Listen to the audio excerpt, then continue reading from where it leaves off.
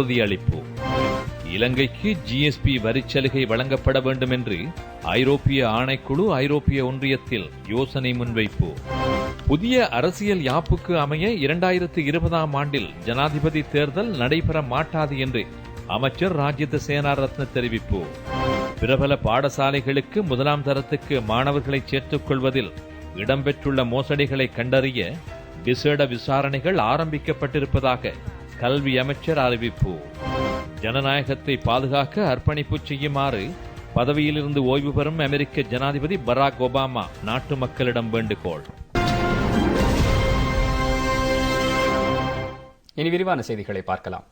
நாட்டை பொருளாதார நெருக்கடியிலிருந்து மீட்டெடுத்து சுபீட்சம் மிகுந்த தேசத்தை கட்டியெழுப்பும் பொறுப்பை உரியவாறு நிறைவேற்றுவதாக ஜனாதிபதி மைத்ரிபால சிறிசேன உறுதியளித்துள்ளார். இன்று காலை மொரகஹகந்த நீர்த்தேக்கத்திற்கு நீர் நிரப்பும் விழாவில் கலந்து கொண்டதை தொடர்ந்து எலகர மகா வித்தியாலயத்தில் இடம்பெற்ற பொதுக்கூட்டத்தில் ஜனாதிபதி இதனை தெரிவித்தார். நாட்டில் அமுல்படுத்தப்பட்டுள்ள மிகப்பெரிய பல்நோக்கு அபிவிருத்தி திட்டமான மொரகஹகந்த நீர்த்தேக்கத்திற்கு சுபவேளையில் இன்று நீர் நிரப்பும் நிகழ்வு ஜனாதிபதி மைத்ரிபால சிறிசேன தலைமையில் இடம்பெற்றது. நாட்டின் 4வது மிகப்பெரிய நீர்த்தேக்கமான மொரகஹகந்த நீர்த்தேக்கம் 4,60,000 கன அடி ஏக்கர் பரப்பளவை கொண்டது.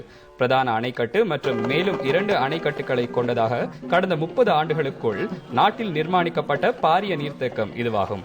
மாத்தளை, குருநாகல், அனுராதபுரம், புலனறுவை மற்றும் திருகோணமலை ஆகிய மாவட்ட மக்கள் நீண்ட காலமாக எதிர்கொண்டிருந்த நீர் நெருக்கடிக்கு இதன் மூலம் தீர்வு கிடைக்கின்றது. ரஜரட்டை பிரதேசத்திற்கு குடிநீர் வழங்கி சிறுநீரக நோயினை ஒழிப்பதும் இதன் பிரதான நோக்கமாகும்.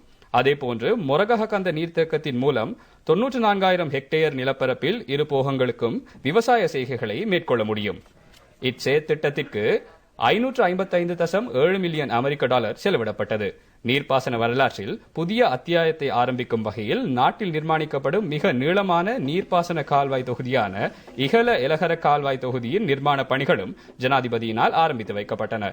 மொரகஹகந்தையிலிருந்து அனுராதபுரத்தின் மகா கனதராவ குளம் வரை நிர்மாணிக்கப்படும் வாய்க்கால் தொகுதியின் நீளம் 103 கிலோமீட்டர் ஆகும்.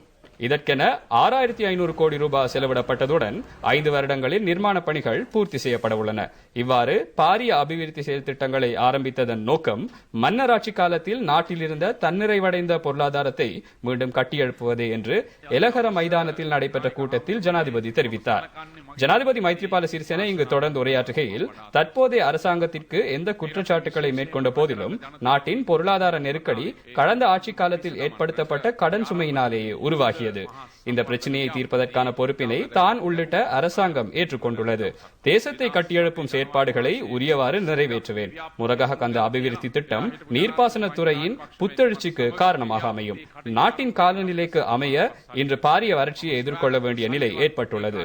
இருப்பினும் மக்களை பட்டினியுடன் வைத்திருக்க அரசாங்கம் தயாரில்லை. துரிதமாக வெளிநாட்டிலிருந்து அரிசியை இறக்குமதி செய்து குறைந்த விலைக்கு மக்களுக்கு தேவையான அரிசியை வழங்க அரசாங்கம் நடவடிக்கை எடுத்துள்ளது. வறட்சியுடன் கூடிய காலநிலையால் எழுந்துள்ள சவால்கள் தொடர்பில் கவனம் செலுத்தி விவசாயிகளுக்கு நிவாரணம் வழங்கவும் அவர்களின் நலன்புரிக்காகவும் அரசாங்கம் தேவையான ஒழுங்குகளை மேற்கொண்டுள்ளது. இது தொடர்பில் அமைச்சரவை உபக்குழு நியமிக்கப்பட்டு விரிவான திட்டங்கள் அமுல்படுத்தப்பட்டுள்ளன. ரஜரட்டை மக்களின் கண்ணீரை துடைக்க மொரகஹகந்த திட்டத்தின் மூலம் முடிந்துள்ளது. தாம் கண்ட கனவை இன்று நனவாக்க முடிந்துள்ளது. இன்று எனது வாழ்வில் மிகுந்த மகிழ்ச்சிக்குரிய தினம் என்றும் ஜனாதிபதி தெரிவித்தார். මම ඉතාම පැහැදිලිව කියනවා මේ රටේ ආර්ථික අර්බුදයක් ආර්ථික ප්‍රශ්නයක් තියෙනවා නම් ඒක අපි අවිල්ල මේ අවුරුදු දෙකේ ඇති වෙච්ච එකක් නෙවෙයි. මේක පහුගිය ආණ්ඩුවත් එක්ක මහා යෝධ සංවර්ධන වැඩ කරලා ඇති වෙච්ච මහා ණය බරක් එක්ක මේ ආර්ථික අර්බුදය ආවේ. මොන විදිහේ විවේචනාවක් මොන විදිහේ අපහාස නින්දා උපහාසයව කොච්චර ආවත් මේ බාරගත්ත වගකීම මම නොපිරිහෙලා තමුන්නාන්සලත් එක්ක ඒක රාශි වෙලා ඉෂ්ට කරනවායි කියන එක ඉතාම පැහැදිලිව තමුන්නාන්සලට කියන්නට ඕනේ. මේ රටේ ගොවියා කියලා කියන්නේ සැප විඳින කෙනෙක් නෙවෙයි. මේ රටේ ගොවියා කියලා කියන්නේ මුළු ජීවිත කාලය තුලම දුක් විඳින කෙනෙක්. රටේ ජනතාව බඩගින්නේ තියන්නේ නැතුව ඔවුන්ගේ බඩ පුරවන්න ආහාර ටික දෙන්න මේ රටේ ගෝණිතාවක් කැප වෙලා තිබෙන්නේ. ඒ නිසා මෙවැනි යෝධ ව්‍යාපෘති තුල ඔවුන්ගේ දුක් සුසුම් නිවෙනවා. ඔවුන්ගේ ආර්ථිකයට මහා ශක්තියක් එනවා. චීන කියමනක් තිබෙනවා. කවුරු රට පාලනය කළද අපට කම් නැත. අපිට අවශ්‍ය ඉඩම සහ ජලය ලැබෙනවා නම් කියලා හිතමු. ඒක තමයි ගොවියාගේ සංකල්පය. மொரகஹகந்த அபிவிருத்தி செயல் திட்டம் காரணமாக காணிகளை இழந்த மக்களை மீள்குடியமர்த்துவதற்காக உரிய காணி உறுதி பத்திரங்களும் ஜனாதிபதியினால் வழங்கப்பட்டன. அமைச்சர் துமிந்த திசாநாயக்க, பிரதி அமைச்சர் அனுராத ஜெயரத்ன, மத்திய மாகாண முதலமைச்சர் சரத் ஏகநாயக்க, அரசு அதிகாரிகள் உட்பட பெரும் எண்ணிக்கையிலானோர் இந்நிகழ்வில் கலந்து கொண்டனர். இலங்கைக்கு ஜிஎஸ்பி வரிச்சலுகையை வழங்க வேண்டும் என்று ஐரோப்பிய ஆணைக்குழு ஐரோப்பிய ஒன்றியத்திற்கு சிபாரிசு செய்துள்ளது. மனித உரிமைகள், தொழிலாளர்களின் நலன்புரி, நல்லாட்சி உட்பட பல்வேறு துறைகளில் இலங்கை முன்னேற்றம் கண்டிருப்பதனால் இந்த சலுகையை வழங்க சிபாரிசு செய்வதாக பிரசல்ஸில் வெளியிடப்பட்ட தனது அறிக்கையில் இந்த ஆணைக்குழு குறிப்பிடப்பட்டுள்ளது. இலங்கையில் பாரிய ஏற்றுமதி சந்தையாக ஐரோப்பிய ஒன்றியம் விளங்குகின்றது. இலங்கையின் ஏற்றுமதியில் 1/3 ஐரோப்பிய நாடுகளுக்கு அனுப்பப்படுகின்றது. ஆடைகள், ரப்பர் உத்திகள், இயந்திர உபகரணங்கள் என்பன இதில் அடங்குகின்றது. ஐரோப்பாவிற்கு பண்டங்களை ஏற்றுமதி செய்யும் நாடுகளின் நிலையான அபிவிருத்தியையும் பொருளாதார வளர்ச்சியையும் ஊக்குவிக்கும் வகையில் இந்த ஜிஎஸ்பி பிளஸ் சலுகை வழங்கப்படுகின்றது. ஆர்மோனியா, மொங்கோலியா, பிலிப்பைன்ஸ், பாகிஸ்தான் உட்பட 8 நாடுகளுக்கு இந்த சலுகை கிடைக்கின்றது. கடந்த கால அரசாங்கத்தின் சீரற்ற செயற்பாடுகள் காரணமாக 2010ஆம் ஆண்டு தொடக்கம் இலங்கைக்கு ஜிஎஸ்பி பிளஸ் வரிச்சலுகை வழங்குவது நிறுத்தப்பட்டது. நல்லாட்சி அரசாங்கம் ஆட்சிக்கு வந்ததன் பின்னர் மனித உரிமைகளை பாதுகாத்தல், சட்டத்தின் சுயாதீனம் பாதுகாக்கப்பட்டமை, ஊழியர்களுக்கான வசதிகள் போன்ற பல்வேறு விடயங்களின் அடிப்படையில் ஜிஎஸ்பி சலுகை மீள கிடைக்கவுள்ளது. கடந்த வருடம் ஜூலை மாதம் புதிய அரசாங்கம் ஜிஎஸ்பி சலுகையை கேட்டு விண்ணப்பித்திருந்தது என்பது குறிப்பிடத்தக்கது. புதிய அரசியல் யாப்பின் மூலம் நிறைவேற்று அதிகாரம் கொண்ட ஜனாதிபதி முறைமை ஒழிக்கப்படுவதனால் 2020ஆம் ஆண்டில் ஜனாதிபதி தேர்தல் நடத்தப்பட மாட்டாது என்று அமைச்சரவை இணை பேச்சாளரும் அமைச்சருமான ராஜித சேனாரத்ன தெரிவித்துள்ளார். அரசு தகவல் திணைக்களத்தின் இன்று இடம்பெற்ற அமைச்சரவை தீர்மானங்களை அறிவிக்கும் செய்தியாளர் மாநாட்டிலேயே அமைச்சர் இதனை குறிப்பிட்டார். அமைச்சர் ராஜித சேனாரத்ன தொடர்ந்தும் கருத்து வெளியிடுகையில், நிறைவேற்று அதிகாரம் கொண்ட ஜனாதிபதி முறைமையை ஒழிக்க வேண்டும் என்ற நிலைப்பாட்டிலேயே ஸ்ரீலங்கா சுதந்திர கட்சியின் மத்திய செயற்குழு சபை உள்ளது. ஜனாதிபதி இந்த நிலைப்பாட்டில் இருந்து மாற்றம் பெறவில்லை. ஜனவரி 8ஆம் திகதி மக்களுக்கு வழங்கிய உறுதிமொழி மற்றும் சோபித்த தேரரின் பூதவுடலுக்கு முன்னாலும் ஜனாதிபதி வழங்கிய உறுதிமொழிக்கு அமைய புதிய அரசியல் யாப்பில் நிறைவேற்று அதிகாரம் கொண்ட ஜனாதிபதி முறையை ஒழிக்கப்படும். இதனால் 2020ஆம் ஆண்டில் ஜனாதிபதி தேர்தல் அவசியப்படாது. ஜனாதிபதி அபேட்சகர் இல்லாமல் தேர்தல் எதற்கு? புதிய அரசியல் யாப்பு மக்களுக்கு வழங்கிய உறுதிமொழிக்கு அமையவே அரசாங்கம் முன்வைக்க உள்ளது. இதற்கு முன்னர் சமர்ப்பிக்கப்பட்ட அரசியல் யாப்புகளுக்கு அப்பால் மேலும் பல விடயங்கள் தொடர்பில் விரிவாக ஆராய்ந்து அனைத்து விடயங்களையும் உள்வாங்கி இந்த யாப்பு உருவாக உள்ளது என்று தெரிவித்தார்.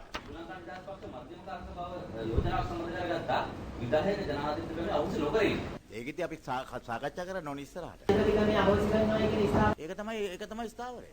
ඒ කියන්නේ ජනාධිපතිතුමා බරි දිගටින් දිගටම කියන්නේ. හැමතුමා ඔබම කිව්වට ඉතින් මේ ශ්‍රී ලංකා නිදහස් පක්ෂයේ මධ්‍යමකාරක සභාව තීරණය කරනවා විධායක ජනාධිපතිවරයා ඉදිරියට තියාගත යුතුයි. මෛත්‍රීපාල සිරිසේන ජනාධිපතිවරයා 2020 මැතිවරණයට ඉදිරිපත් වෙනවා. ඒගොල්ලෝ කියන එකනේ ජනාධිපතිතුමා කියලා නෑනේ. ඒ කියපු කට්ටියත් එක්කත් අද උදේ මම සාකච්ඡා කරා. ඒගොල්ලෝ කිව්වා ඒකට හේතු ඉතින් ඒක ඔබතුමාලට කියන්නේ මොකටද? ඒගොල්ලෝගෙන් අහගන්න. ඔබතුමා කියන්නේ විධායක ජනාධිපතිවරයා අනිවාර්යෙන් අවශ්‍ය කරනවා. අවශ්‍ය කළ යුතුයි. පැහැදිලිව මේක තමයි ජනවාරි 8 වෙනිදා පොරොන්දුව. ජනාධිපතිතුමා සෝබිත හාමුදුරන්ගේ දේහය ඉදිරියේ ලබා දුන්න පොරොන්දුව දිගින් දිගටම ඔහු දරන ස්ථාවරය. මම ඔහුගේ ස්ථාවරය හොඳින්ම දන්නවා. ඒගොල්ලෝ කියන්නේ ඒගොල්ලෝ තීරණයකට ආවා. ජනාධිපතිතුමා ඒ තීරණයකට සම්බන්ධිය යුතුයි කියලා. නෑ SP දිසානායක මහත්මයාගේ ප්‍රකාශයේ තියෙනවනේ. ඒකෙදිම පැහැදිලිව කියලා තියෙනවා. නමුත් ජනාධිපතිවරයා තමන් මේ මතයට එකඟතාවය ප්‍රකාශ කිරීමක් සිදු වුණේ නැහැ කියලා. 20 ජනාධිපතිවරණය සඳහා වර්තමාන ජනාධිපතිවරයා අපේක්ෂකත්වය ලබා ගන්න කාරණේ නෑ 20 ජනාධිපතිවරයා නෑනේ. ඉතින් කොයි අපේක්ෂකත්වය? ඒ ලබා ගන්න අපේක්ෂකත්වය සම්බන්ධ කාරණේ පැත්තකට දැම්මා. පක්ෂයේ අපේක්ෂකත්වය කොහෙද එන්නේ? ජනාධිපතිවරයා නෑ නැත්නම් නිකන් නොමිනේෂන් බලතෑගයි. தகவல் அறியும் சட்டம் எதிர்வரும் 3ஆம் திகதி வர்த்தமானியில் வெளியிடப்படும் என்று அமைச்சரவை இணை பேச்சாளரும் அமைச்சருமான காயந்த கருணாதிலக தெரிவித்துள்ளார். அமைச்சர் தொடர்ந்து கருத்து வெளியிடுகையில், கடந்த ஆகஸ்ட் மாதம் தகவல் அறியும் சட்டம் பாராளுமன்றத்தில் அங்கீகரிக்கப்பட்டது. இந்த சட்டம் அங்கீகரிக்கப்பட்டு 6 மாதத்திற்குள் வர்த்தமானி அறிவித்தலில் வெளியிடப்பட வேண்டும். இதற்கமைய பிப்ரவரி மாதம் 3ஆம் திகதி இந்த சட்டம் வர்த்தமானி அறிவித்தலில் வெளியிடப்படும். அதன் பின்னர் மக்களுக்கு தகவல்களை அறிந்து கொள்ளும் உரிமை கிடைக்கின்றது. இது தொடர்பில் அரசு நிறுவனங்களின் அனைத்து உத்தியோகத்தர்களுக்கும் விளக்கமளிக்க நடவடிக்கை எடுக்கப்பட்டுள்ளது என்று தெரிவித்தார்.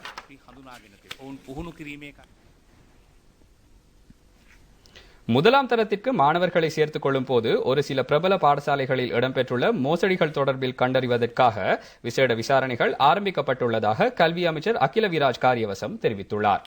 முதலாம் தரத்திற்கு மாணவர்களை சேர்த்துக் கொள்ளும் தேசிய விழாவில் கலந்து கொண்டு உரையாற்றுகையில் அமைச்சர் இதனை குறிப்பிட்டார். கிரிபத்கொட விஹார மகாதேவி மகளிர் கல்லூரியில் இந்த வைபவம் இடம்பெற்றது. இம்முறை முதலாம் தரத்திற்கு 3,50,000 மாணவர்களை சேர்த்துக் கொள்ளும் பணிகள் ஆரம்பிக்கப்பட்டுள்ளன. இக்கல்லூரியின் மாணவர்களுக்கு பாடநூல்களும் கல்வி அமைச்சரினால் வழங்கப்பட்டன. கல்வி அமைச்சர் அகில விராஜ் காரியவசம் உரையாற்றுகையில், பாடசாலைகளில் முதலாம் தரத்திற்கு மாணவர்களை சேர்த்துக் கொள்ளும் போது இடம்பெற்றுள்ள மோசடிகள் தொடர்பில் பல முறைப்பாடுகள் கிடைக்கப்பெற்றுள்ளன. மாணவர்களை சேர்த்துக் கொள்வது தொடர்பில் கல்வி அமைச்சினால் சுற்றறிக்கை வெளியிடப்பட்டுள்ளது. இதற்கு புறம்பாக மாணவர்கள் சேர்த்துக் கொள்ளப்பட்ட பிரபல பாடசாலைகள் தொடர்பில் முறைப்பாடுகள் கிடைக்கப்பெற்றுள்ளன. நாம் இது தொடர்பில் விசாரணைகளை ஆரம்பித்துள்ளோம். ராயல் கல்லூரியிலும் இவ்வாறு மோசடிகள் இடம்பெற்றுள்ளதாக முறைப்பாடுகள் கிடைக்கப்பெற்றுள்ளன. அங்கு மேற்கொள்ளப்பட்ட பரிசோதனைகள் மூலம் குறித்த இடம் தொடர்பில் போலி தகவல்கள் வழங்கப்பட்டுள்ள சம்பவங்களும் கண்டுபிடிக்கப்பட்டுள்ளன. இதனால் இன்று இப்பாடசாலைகளுக்கு பிள்ளைகளை சேர்த்துக் கொள்வது தற்காலிகமாக இடைநிறுத்தப்பட்டுள்ளது. ஒரு சிலர் தூதரக அலுவலகங்களின் முகவரிக்கு மற்றும் வாகன தரிப்பிடங்களின் முகவரிக்கும் மாணவர்களை சேர்த்துக் கொண்டுள்ளனர். எந்த பாடசாலையாக இருந்தாலும் இவ்வாறு செயற்பட இடமளிக்க முடியாது. பிரபல பாடசாலைகளில் இவ்வாறான செயற்பாடுகள் இடம்பெறுவதன் மூலம் அவற்றுக்கு அங்கீகாரம் வழங்குவதனால் ஏனைய பாடசாலைகளிலும் இவ்வாறான தவறுகள் இடம்பெறக்கூடும். இதனால் சம்பந்தப்பட்டவர்கள் எதிராக கடுமையான நடவடிக்கைகள் எடுக்கப்படும் என்று தெரிவித்தார். இதேவேளை நாட்டின் மேலும் பல பாடசாலைகளிலும் முதலாம் தரத்திற்கு மாணவர்களை சேர்த்துக் கொள்ளும் நிகழ்வுகள் இடம்பெற்றன.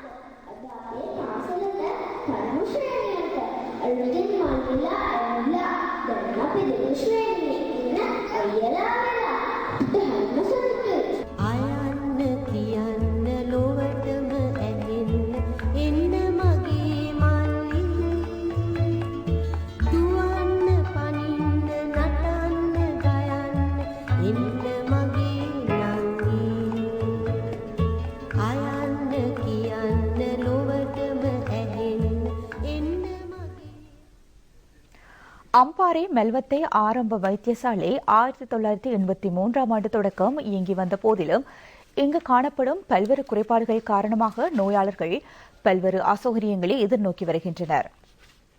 இந்த வைத்தியசாலையில் நோயாளர் விடுதி, மகப்பேற்று விடுதி, கிளினிக் நிலையங்கள் இருந்த போதிலும் மருத்துவர்கள் மற்றும் ஊழியர்களின் பற்றாக்குறை பெரிதும் நிலவுகின்றது.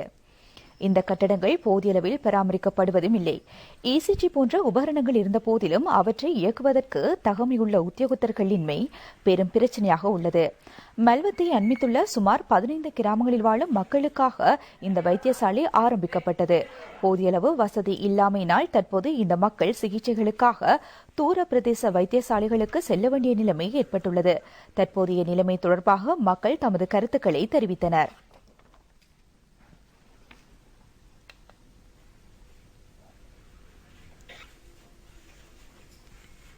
இப்ப தற்போதைக்கு ஒரு வைத்தியர் தான் இருக்குது. 180-200 பேஷண்ட் வராங்க. அதை தனியாக ஒரு வைத்தியரால கண்ட்ரோல் செய்ய முடியாம இருக்கிறது. ஆரம்ப வைத்தியசாலையை பிரதேச வைத்தியசாலையாக தரம் உயர்த்தி எங்களுக்கு வைத்தியரும் மேலதிகமா போட்டு ஆளணியை கூட்டி தரணும். இசிசி மெஷின் எல்லாம் இருக்குது. இதை எங்க வைக்கிறதுக்கு உரிய ஆக்கள் இங்க இல்ல. கிளீன் இது நடத்துறது கொஞ்சம் வசதி குறைவா இருக்கு. ஆனபடியா வந்து டக்குன்னு மருந்து எடுத்துட்டு போறது கூட எங்களுக்கு ஏலாம இருக்கு. இதை கொஞ்சம் பெருசாக்கி எல்லா மக்களுக்கும் மருந்து எடுத்து நாங்க சுகப்படுறதுக்கு எங்களுக்கு ஒரு உதவி செஞ்சு முன்னர் இருந்த மாகாண சபையால் தீர்மானம் நிறைவேற்றப்பட்டு கபினட்டாக அனுமதிக்க அனுப்பியிருக்கின்ற வரவில்லை என்று சொன்னார்கள். அதுபோல மாகாண சபை கலைந்து விட்டது. அடுத்த மாகாண சபை வந்து விட்டது. அடுத்த மாகாண சபைக்கு நாங்கள் எங்களுக்கு கோரிக்கைகள் நிறைவேற்றினோம். புள்ளி விவரம் கேட்டார்கள், அது கேட்டார்கள், எல்லாம் கேட்டார்கள். இதுவரைக்கும் ஒன்றுமே நடக்கல. எங்களுக்கு வாட்டு இருக்கான அதுல இருக்கிறது டாக்டர் மாதிரி இல்லாம இருக்கு. டாக்டர் எங்களுக்கு 2 ஆகி தந்ததான் 24 மணி நேரம் எங்களோட டாக்டர் வந்து அது இயங்கக்கூடிய ஹாஸ்பிட்டலா இருக்கு. நாங்க இப்போதைக்கு எங்களுக்கு நைட்ல ஏதோ ஒரு ஆபத்துன்னு சொன்னா சம்பந்தரை போகணும், இல்லாட்டி அம்பாறைக்கு போக வேண்டிய கட்டம் எங்களுக்கு இருக்கு.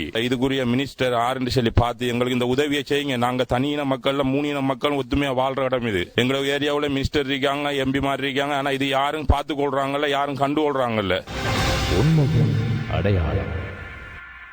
உத்தேச அரசியல் யாப்பு தொடர்பில் முற்றிலும் உண்மைக்கு புறம்பான போலி தகவல்களை வெளியிட்டு மக்களை அச்சத்திற்கு உட்படுத்தி வழி தவறச் செய்ய ஒரு சிலர் முயற்சிப்பதாக வீடமைப்பு நிர்மாணத்துறை அமைச்சர் சஜித் பிரேமதாச தெரிவித்துள்ளார். இன்று ஹம்பாந்தோட்டையில் இடம்பெற்ற வைபவம் ஒன்றில் அமைச்சர் இதனை குறிப்பிட்டார். ஹம்பாந்தோட்டை சத்முத்துகாம மாதிரி கிராமத்திற்கு அடிக்கல் நாட்டும் விழா அமைச்சர் சஜித் பிரேமதாச தலைமையில் இடம்பெற்றது.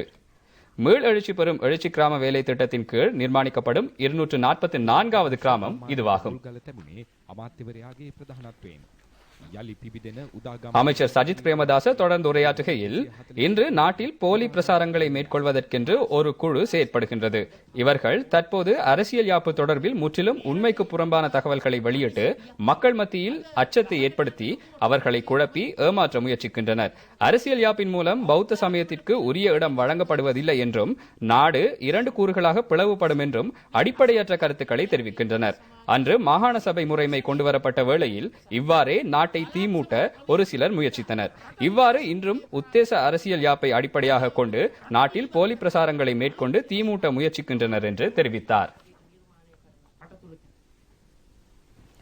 ஓவா மாகாணத்தில் சிறுநீரக நோயினால் கடுமையாக பாதிக்கப்பட்டவர்களுக்கு நிதியுதவிகளை வழங்கும் நிகழ்வு இன்று பதுளை ஆளுநர் அலுவலகத்தில் இடம்பெற்றது. சிறுநீரக நோயாளர்கள் 100 பேருக்கு இந்த நிதியுதவி வழங்கப்பட்டது. இதற்கான பணம் ஆளுநர் நிதியிலிருந்து ஒதுக்கப்பட்டிருந்தது. இந்த நிதியுதவிகளை பயன்படுத்தி நோயாளர்களுக்கு விசேட வைத்திய சிகிச்சைகளை பெற்றுக்கொள்ள முடியும். ரசாயன பசலை, கிருமி நாசினிகள் போன்றவற்றின் பயன்பாடு, சுத்தமான குடிநீர் இல்லாமை உட்பட பல்வேறு காரணங்களினால் ஊவா மாகாணத்தில் சிறுநீரக நோயாளர்களின் எண்ணிக்கை அதிகரித்துள்ளமை குறிப்பிடத்தக்கது. போரைத்தீவு பற்று பிரதேச செயலக பிரிவில் உள்ள பழுகாமம் பிரதான வீதி நீண்ட காலமாக புனரமைக்கப்படாமை குறித்து பிரதேச மக்கள் குறிப்பிட்ட அதிகாரிகளுக்கு அறிவித்திருந்த போதிலும் அந்த வீதி தொடர்ந்தும் பழுதடைந்த நிலையில் உள்ளது.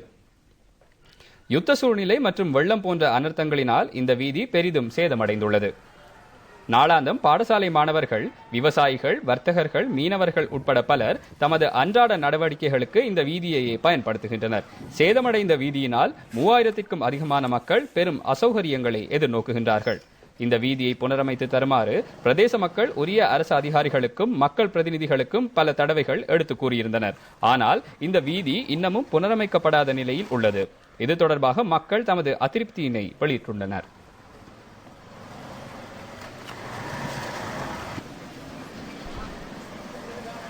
பழுகாமம் பிரதான வீதி நீண்ட காலமாக குண்டு குழியமாக இருக்கிறது. இந்த பாதையால் ஒவ்வொரு நாளும் 2000-3000 மக்கள் பிரயாணம் செய்பவர்கள் பாதையில செல்ல முடியாத பாக்கிய நிலையில தள்ளப்பட்டிருக்கிறோம். இதை சம்பந்தப்பட்ட அதிகாரிகள் இந்த பாதையை சீர் செய்து தரும்படி தாழ்மையுடன் கேட்டுக்கொள்கிறோம். இந்த பிரதான வீதி மிகவும் மோசமாக இருக்கின்றது. மழை காலத்தில் இந்த வீதியால் பிரயாணம் செய்ய முடியாமல் பள்ளம் படுகொலியின் தண்ணீர் நிறைந்து வாகனங்கள் போக்குவரத்து பண்ண முடியாமல் இருக்கின்றது. ஒரு நோயாளி வருத்தம் ஏற்படும் பட்சத்தில் அவரை ஏற்றி கொண்டு செல்வது மிகவும் கஷ்டமாக இருப்பதுடன் பல விபத்துக்களும் ஏற்படுகின்றது. இந்த ரோட்டை யாராவது சரி எதிர்பார்க்கவில்லை.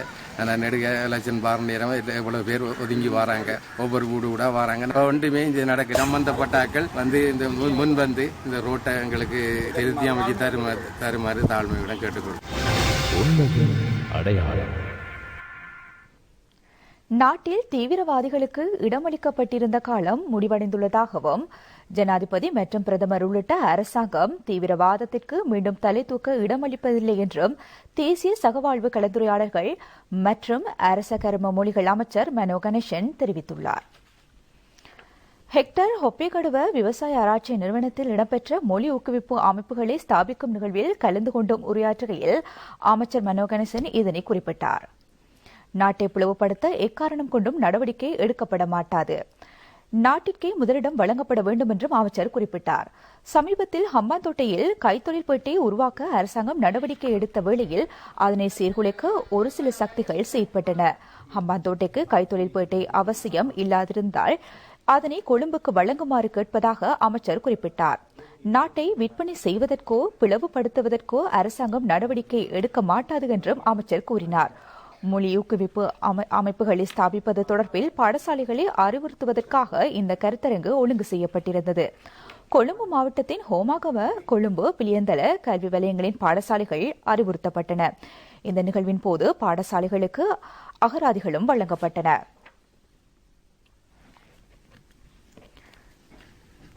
தேசிய தொலைக்காட்சியினால் ஒழுங்கு செய்யப்பட்டுள்ள கவனமாக போய் வாருங்கள் என்ற வீதி விபத்துக்களை கட்டுப்படுத்தும் செயற்திட்டத்தின் கீழ் ஹம்பாந்தோட்டை மாவட்டத்தில் பல வேலைத்திட்டங்கள் நேற்று முன்னெடுக்கப்பட்டன.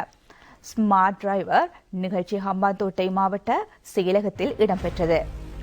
மோட்டார் வாகன போக்குவரத்து திணைக்களத்தின் ஒத்துழைப்புடன் ஒழுங்கு செய்யப்பட்டிருந்த இந்த வேலை திட்டத்தில் பிரதேசத்தைச் சேர்ந்த சாரதி பயிற்சி நிறுவனங்களின் ஆலோசகர்கள், பயிலுனர் சாரதிகள் மற்றும் சாரதி அனுமதி பத்திரத்திற்கு விண்ணப்பித்தோரும் கலந்து கொண்டனர். இலங்கை ரூபவாகினி கூட்டுத்தாபனத்தினால் தயாரிக்கப்பட்டுள்ள ஸ்மார்ட் டிரைவர் ஊக்குவிப்பு ஒளி நாடாவும் விநியோகிக்கப்பட்டன. சாரதி பயிற்சி நிறுவனங்களின் தரம் மற்றும் பயிற்சி செயற்பாட்டு முறைகள் உட்பட சாரதி அனுமதி பத்திரத்தை பெற்றுக் கொண்டதன் பின்னர் முன்னெடுக்க வேண்டிய பணிகள் தொடர்பிலும் அறிவுறுத்தப்பட்டமே விசேட அம்சமாகும்.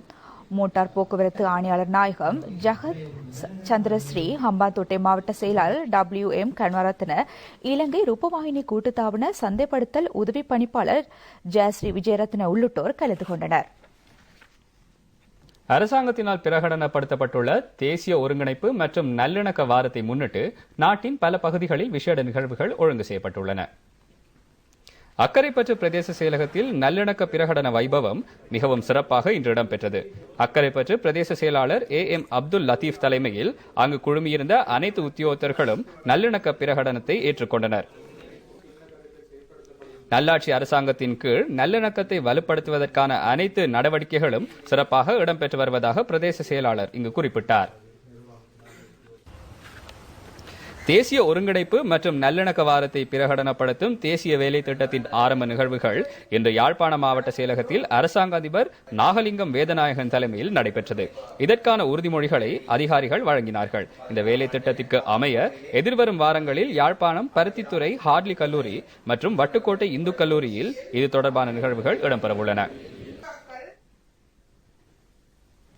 அம்பாறை மாவட்டத்தில் இனங்காணப்பட்ட பல பிரதேசங்களில் டெங்கு நோயாளர்கள் அதிகரித்துள்ளமையினால் அப்பிரதேசங்களில் டெங்கு நுளம்புகளை ஒழிக்கும் நடவடிக்கைகள் நேற்று முதல் ஆரம்பிக்கப்பட்டுள்ளன. கல்முனை, சாய்ந்தமருது, நிந்தவூர் பிரதேசங்களில் டெங்கு நோயாளர்கள் கூடுதலாக இனங்காணப்பட்டுள்ளமையினால் இப்பிரதேசங்களில் டெங்கு நுளம்புகளை ஒழிக்கும் பணிகள் நேற்று முதல் தீவிரப்படுத்தப்பட்டன. கிழக்கு மாகாண முதலமைச்சரின் வழிகாட்டலுக்கு அமைய கிழக்கு மாகாண சுகாதார அமைச்சின் அனுசரணையுடன் இந்த வேலை திட்டங்கள் முன்னெடுக்கப்பட்டன. பிரதேசம் முழுவதிலும் புகை விசிறலுடன் பாழடைந்த மற்றும் பயன்படுத்தப்படாத கிணறுகளில் டெங்கு குடம்பிகளை அழிக்கக்கூடிய மீன் குஞ்சுகளும் விடப்பட்டன. 24 மணித்தியாலங்களிலும் ஒரே நேரத்தை காட்டும் அதிசய மணிக்கூட்டு கோபுரம் ஓட்டமாவடியில் அமைந்துள்ளது. இங்குள்ள மற்றொரு விசேடாம்சம் இந்த மணிக்கூட்டு கோபுரத்தின் சுற்றுப்புறம் பற்றைகளையும் மிருகங்களின் எலும்புகளையும் கொண்டிருப்பதாகும். ஓட்டமாவடி மணிக்கூட்டு கோபுரம் கொழும்பு பிரதான வீதியில் உள்ள பாலத்திற்கு முன்னால் அமைந்துள்ளது. நல்லாட்சி அரசாங்கத்தின் 100 நாள் வேலை திட்டத்தின் கீழ் 2 மில்லியன் செலவில் இது புனரமைக்கப்பட்டது. ஓட்டமாவடி நகரை அழகுபடுத்தும் நோக்கத்துடனேயே இந்த மணிக்கூட்டு கோபுரம் நவீனப்படுத்தப்பட்டது. ஆனால் தற்போது இந்த மணிக்கூட்டு கோபுரம் கவனிப்பாரற்ற நிலையில் உள்ளதோடு மணிக்கூடும் இயங்குவதில்லை. கோபுரத்தை சுற்றியுள்ள பகுதி பற்றைகளை கொண்டதாக இருக்கின்றது. அருகிலுள்ள தடாகம் நுளம்பு பரவும் இடமாக இருக்கின்றது. இதனால் பொதுமக்களுக்கு எத்தகைய பயனும் கிடைக்காது. செலவு செய்யப்பட்ட பணமும் பயனற்று போய்விட்டதாக மக்கள் விசனம் தெரிவித்துள்ளனர். பூந்தொட்டி சரி கட்டிருக்கா, பூந்தொட்டிக்குள்ள டெங்கு நிலமு பத்து வீட்டுகள் இருக்கிற சிரட்டை அது இதெல்லாம் பார்த்து தேடித்துறாங்க. இது பொது இடம். இதுக்கு உரிய அதிகாரிகள் இதுக்கு உரிய நடவடிக்கை எடுத்து இது கட்டாயம் ஒரு தீர்வு பெற்று தரமா இருக்கு. இந்த இடம் வந்துட்டு போயிட்டு சாதாரணமாக குப்பை கொட்டுற அளவுக்கு வந்துட்டு காடு பிடிச்சி பத்தை பிடிச்சி தண்ணி தொட்டியில் வந்து டெங்கு நோய் பரவக்கூடிய அளவுக்கு பிளாஸ்டிக் எல்லாம் நிறைஞ்சு போயிருக்குது. இதுக்கு பராமரிப்பதற்கு யாருமே இல்லை. அந்த இதை உரிய ஆட்கள் இதுக்கு கவனத்துக்கு எடுத்து இதை மேன்மைப்படுத்தி தருமாறி மிக மிக தாழ்மையுடன் கேட்டுக்கொள்கிறோம். அடையாளம்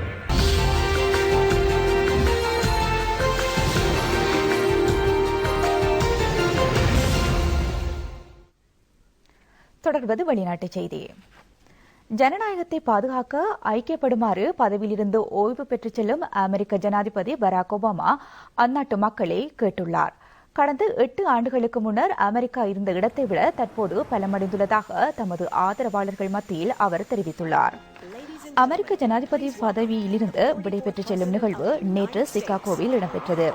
2008ஆம் ஆண்டில் தமது முதல் வெற்றியை உறுதிப்படுத்திய நகரில் பிரியாவிடை நிகழ்வினை ஒழுங்கு செய்திருந்தமை விசேட அம்சமாகும். பல்லாயிரக்கணக்கான மக்கள் இந்த நிகழ்வில் கலந்து கொண்டனர். அமெரிக்காவில் முதலாவது கருப்பு இனத்தைச் சேர்ந்த ஜனாதிபதியாக பராக் ஒபாமா 2008ஆம் ஆண்டு தெரிவு செய்யப்பட்டார். அனைத்து சந்தர்ப்பங்களிலும் நாட்டுக்காகவும் நாட்டில் ஜனநாயகத்தை நிலைநாட்டுவதற்காகவும் ஒத்துழைப்புகளை வழங்குமாறும் அவர் நாட்டு மக்களை கேட்டுக்கொண்டார். நாடு தொடர்பில் நச்சிந்தனையுடன் செயற்படுமாறும் அவர் கோரிக்கை விடுத்தார். பராக் ஒபாமா ஜனாதிபதி பதவியிலிருந்து விலகி செல்வதைத் தொடர்ந்து புதிய ஜனாதிபதியாக டொனால்ட் ட்ரம்ப் இம்மாதம் 20ஆம் தேதி பதவியேற்கவுள்ளார்.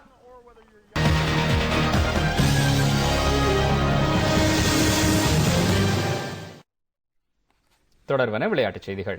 இலங்கை மற்றும் தென்னாப்பிரிக்க கிரிக்கெட் அணிகளுக்கு இடையிலான 2020 கிரிக்கெட் போட்டித் தொடருக்கான இலங்கை அணியினர் பெயரிடப்பட்டுள்ளனர். முதலாவது போட்டி எதிர்வரும் 20ஆம் தேதி செஞ்சுரியனில் நடைபெறவுள்ளது. ஆஞ்சலோ மேத்யூஸ் தலைமையிலான இலங்கை அணியின் உப தலைமைத்துவம் தினேஷ் சந்திமாலுக்கு வழங்கப்பட்டுள்ளது.